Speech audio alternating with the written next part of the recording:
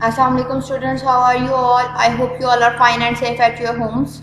Today we are going to continue our reading from chapter page number 28. But before starting our reading, first you have to subscribe our channel and also press the bell icon. Whenever we have uploaded a new video, you will get the notification of that. Okay, now let's move to the reading. Open the page number 28. Also take out the pencils along with you to write the meanings on your book. Have you opened your book? Here it is the heading we are going to continue is change of state. State मतलब यानी हालत को कहते हैं, change का मतलब तब्दील होना, हालत के बदलने की आप सिचुएशन स्टडी करेंगे. Matter can change its state. Matter जो है वो अपनी हालत बदल सकता है, अपनी शक्ल बदल सकता है. किस तरीके से? Put a glass full of ice cubes near a sunny window. After some time you will see water in the glass. So आपके पास क्या है, आपने एक ग्लास आइस क्यूब से फिल किया, सूरज के करीब गए और देखा, कुछ देर रखा, उसके बाद आपने ऑब्जर्व किया तो वो बर्फ़ जो है वो पिघल के पानी की शक्ल ले लेती है. वो आइस जो है वो आपके पास सॉलिड है, जो वाटर है वो आपके पास लिक्विड है, ठीक है. और आप गैस की फॉर्म में इसको वेपराइज करके कर सकते हैं. और वेपराइजेशन किस तरीके से की जाती है, उसको हीट अप करके पानी उबलना शुरू हो जाएगा तो वो वेपराइज हो जाना शुरू हो जाता है. तो आप एक हालत से दूसरी हालत में जा सकते हैं. लाइकवाइज ये आपके पास एग्जाम्पल है, ये आपके पास आइस है, ये सॉलिड के फॉर्म में है, आपने इसको लिक्विड में कन्वर्ट किया. लिक्विड मतलब यानी पानी में. पानी को जब आपने बॉईल करना शुरू किया तो वो आपके पास गैस में कन्वर्ट होगी. गैस क्या होगी, उसके वेपर्स होंगे जो एवेपोरेट होके आपके पास इन्वायरमेंट में जाएंगे, ठीक है. इसके बाद आप इसकी हालत दोबारा भी चेंज कर सकते हैं, मतलब यानी गैस को कंडेंस्ड करके उसको कंप्रेस करके आप उसको लिक्विड में कन्वर्ट कर सकते हैं. और लिक्विड को फ्रीज करके आप आइस में दोबारा कन्वर्ट कर सकते हैं, सॉलिड में कन्वर्ट कर सकते हैं. आप लोग आजकल सीज़न चेंज हुआ है, गर्मियाँ आ गई हैं, तो अब आप लोग गर्मियों में पानी को फ्रीज़ करते हैं ना, बर्फ़ जमाते हैं. तो वो जो बर्फ़ जमाना होता है वो बेसिकली वाटर लिक्विड होता है. तो आप उस लिक्विड को सॉलिड स्टेट में ले आते हैं, आइस में ले आते हैं. तो ये एक तरह से उसकी हालत बदलना होती है जो आप डेली बेसिस पे करते हैं. ओके, ठीक है. Now move to the next heading. What has happened, होता क्या है basically. The ice has melted. Ice क्या हो जाती है, बर्फ क्या हो जाती है, पिघल जाती है. Ice is a solid, ice solid है. इन अ वार्म प्लेस, गर्म जगह पे, इट बिकम्स वाटर, वो क्या कर जाती है, पानी बन जाती है. विच इज अ लिक्विड, जो कि एक लिक्विड है. We can see that water has change its state from a solid to a liquid. हमने ये देखा कि हमारे पास जो है वो पानी ने अपनी हालत बदल ली है, वो सॉलिड से लिक्विड में आ गई है. So heat can change a solid into a liquid. Heat क्या कर सकती है, सॉलिड को लिक्विड में चेंज कर सकती है. अगर आप बर्फ़ को एज इट इज़ जो है वो बर्नर पे रख देंगे तो वो गर्म होने की वजह से भी बर्फ़ पिघल जाती है. बस सॉलिड से लिक्विड में जाने के लिए उसे टेम्परेचर रिक्वायर होता है. वो आप टेम्परेचर उसको प्रोवाइड करें, वो अपनी स्टेट चेंज कर लेती है. When we light a candle, the wax begins to melt. जब हम कैंडल चलाते हैं, अब तो वैसे नहीं चलते लेकिन यूज़ करें तो कैंडल, तो आपका जब आप कैंडल बंद करते हैं तो उसके साइड से जो पिघल रहा होता है वो वैक्स होता है. वो वैक्स क्या करता है, पिघलता जाता है और उसको हम क्या कहते हैं, मेल्टिंग कंडीशन कहते हैं, जिसको हम बोलते हैं liquid. A liquid can change into a solid by cooling. और एक लिक्विड जो है वो सॉलिड में दोबारा कन्वर्ट कैसे हो सकता है, ठंडा करने से, ठीक है. जैसे मैंने अभी आपको वाटर की एग्जांपल दी. हम पानी को ठंडा करने के लिए क्या करते हैं, अगर हम उसको फ्रीजर में रखते हैं तो वो दोबारा जैसे ज़्यादा टाइम गुजरता जाएगा वो कूल डाउन होकर आपके पास आइस की शक्ल इख्तियार कर लेगा जो एक सॉलिड है. If we put water in an ice tray and put it into the freezer, the water becomes solid ice. Understand that. ये पॉइंट वही है जो मैंने आपको भी क्लियर किया. Heat can change a liquid into gas. Heat को हम क्या कर सकते हैं, हीट करके किसी भी लिक्विड को गैस की हालत में कन्वर्ट कर सकते हैं. मैंने भी आपको बताया, heat some water in a pan, as it gets hot you will see steam. Steam आपको मिलती है. जब हम लोग बीमार होते हैं या हमारी नाक बंद हो जाती है मौसम की वजह से, तो हमें मोस्टली डॉक्टर्स भी रिकमेंड करते हैं, हमारी मदर भी हमें क्या करती हैं, स्टीम देती हैं. पानी को उबालते हैं, उबाल के उसके बाद जो उसकी स्टीम होती है वो आप कपड़ा ऊपर दे के स्टीम लेते हैं। वो बेसिकली क्या होती है, वो वाटर वेपर्स होते हैं जो आपके पास गैस की हालत गेन कर लेते हैं। उस गैस को हम क्या कहते हैं, स्टीम कहते हैं। The water is changing into steam, water is changing from a liquid into a gas, this gas is called water vapour. ये जो गैस हमारे पास आई है स्टीम की शक्ल में, इसे क्या कहते हैं, वाटर वेपर्स कहते हैं। अगर इनको दोबारा कंडेंस किया जाए तो ये ड्रॉपलेट्स की शक्ल इख्तियार कर लेंगे। The water vapour goes in to the air, we can not see it, it has no colour. जो पानी के वेपर्स होते हैं, बुखारात होते हैं, वो उसके बाद स्टीम बन के हमारे पास हवा में शामिल हो जाते हैं और फिर हमें नज़र नहीं आते। इनका कोई कलर भी नहीं होता, कोई स्पेसिफिकेशन नहीं होती जिसकी वजह से हम इनको सेपरेट कर सकें। I hope you understand that. Now move to the next page, page number 29।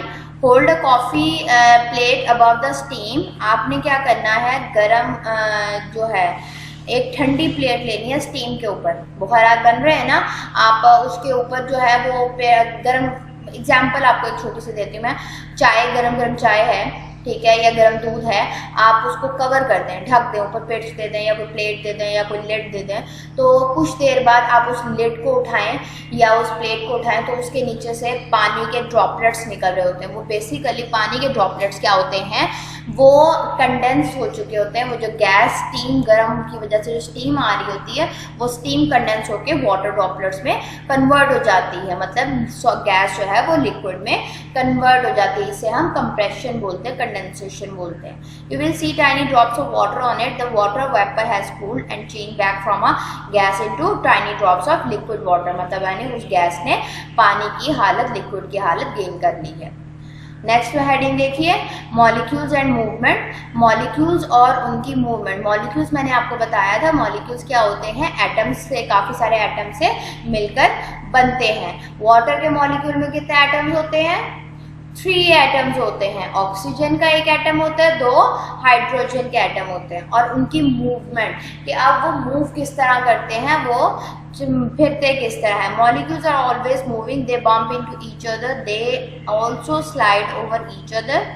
ठीक है, वो ये कह रहा है कि मॉलिक्यूल्स होते हैं वो हमेशा हर जगह फिरते रहते हैं। दे बम्प इनटू ईच अदर, वो एक दूसरे में धक्के भी खाते रहते हैं, ठीक है, एक दूसरे से टकराते रहते हैं। दे also slide over each other, वो एक दूसरे के ऊपर भी चढ़ जाते हैं, ठीक है।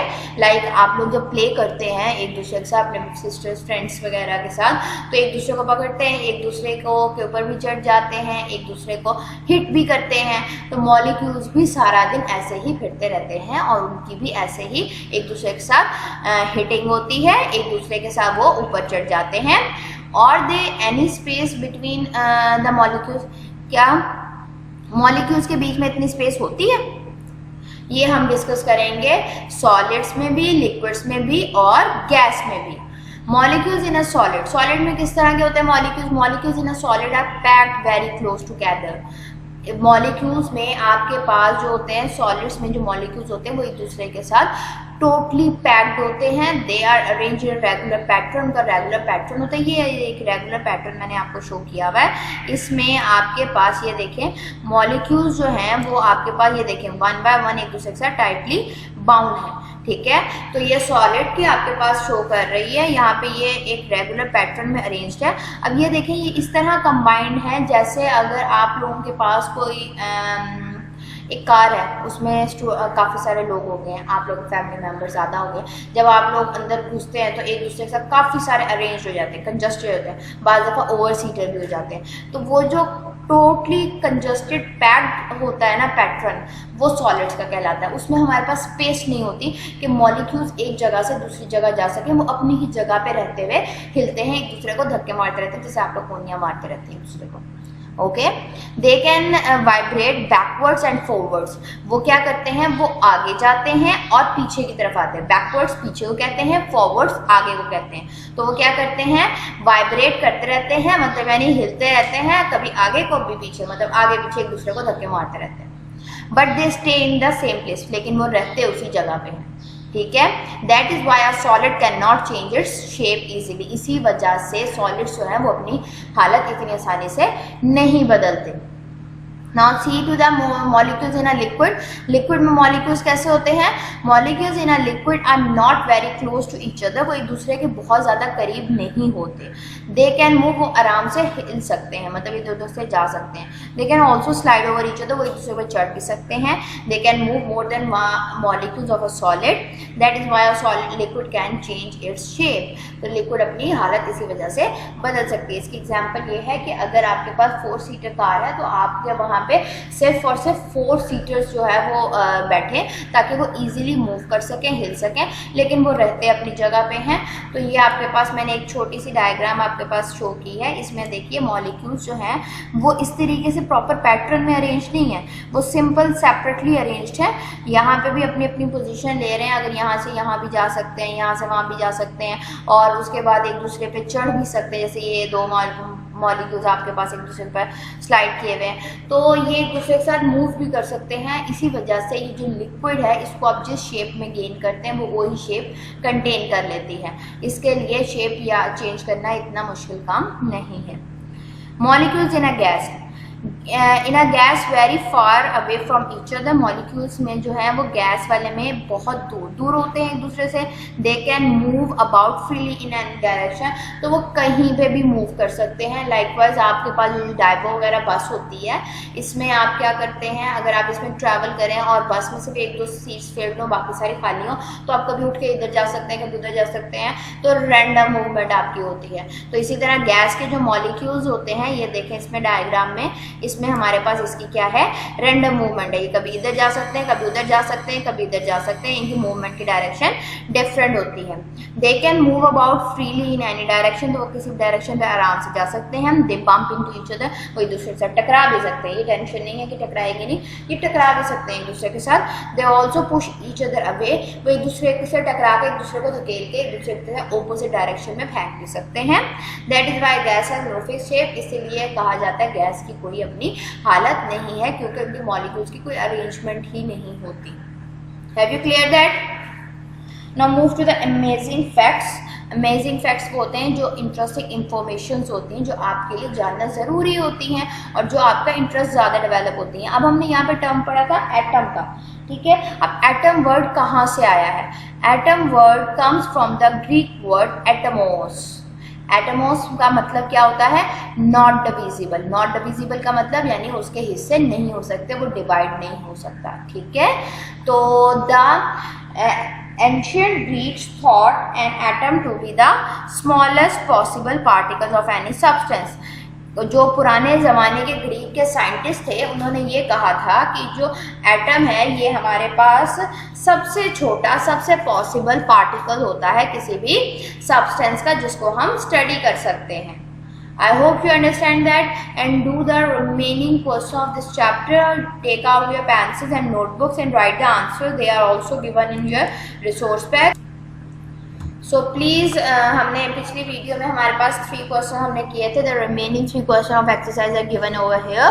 You have to write it on your book or notebook. So first question है आपके पास, क्वेश्चन आपके पास बुक में पेज नंबर 30 पे गिवन है. क्वेश्चन डी देखिए, how can a solid change into a liquid.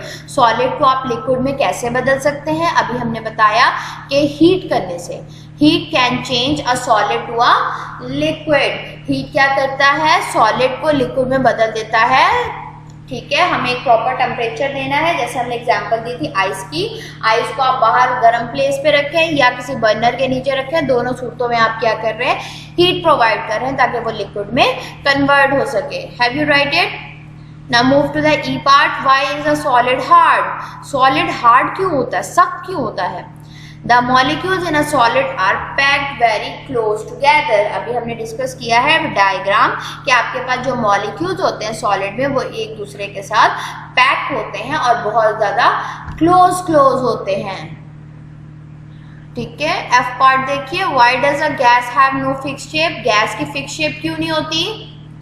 Because the molecules in a gas are very far from each other. क्योंकि gas के जो मॉलिक्यूल्स होते हैं वो एक दूसरे से बहुत दूर होते हैं, वो एक दूसरे का कभी भी टच नहीं करते, वो एक दूसरे को हमेशा पुश करते रहते हैं, बम करते रहते हैं. इसीलिए उनकी कोई प्रॉपर अरेंजमेंट नहीं होती, इसीलिए उनको कहा जाता है कि उनकी कोई फिक्स शेप नहीं है.